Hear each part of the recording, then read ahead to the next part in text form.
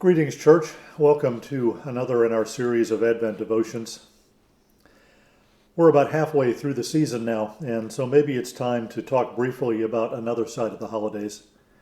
They can be wonderful, meaningful, and happy, but sometimes, even in the midst of this, we can experience grief or sadness or depression or anxiety, or maybe just not feel right some of the time. This is normal for us who are human beings. We experience these kinds of emotions whether it's the holiday season or not, and we have limited ability to control how we feel.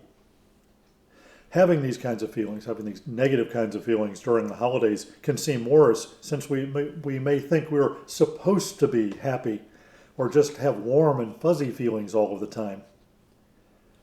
Now, we can't just change our emotions by the force of our will. As much as we might try, we can't make ourselves feel something else. But we can, however, choose and change the ways we respond to these feelings. We can accept them for what we are. We can explore them to see where they go, where they come from, or where they might lead us, or not. We get to choose. Having these feelings doesn't mean there's something wrong with us.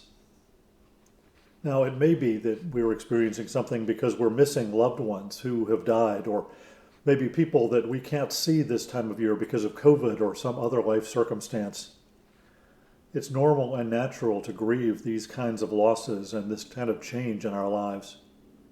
It may be that we have high expectations of how things are supposed to happen or what's supposed to happen. And it could be that those expectations are unrealistic and are unlikely to happen. Maybe they're what we wish life were rather than what life really is. And sometimes we may expect things to be perfect, even though we know life rarely is. There's a saying that perfect is the enemy of good. And I remember wondering about that when I first heard it, and then realized how true it is. If I am worried about making something or doing something perfectly, then I'm much more likely to not do it and miss out on that experience entirely. That's even come up for me in working on these videos. Can I do it perfectly? Am I going to make a mistake? Which I do. But if I had not done that, I would miss out on the opportunity to share this with you and hopefully help you as it's helped me think more about the season.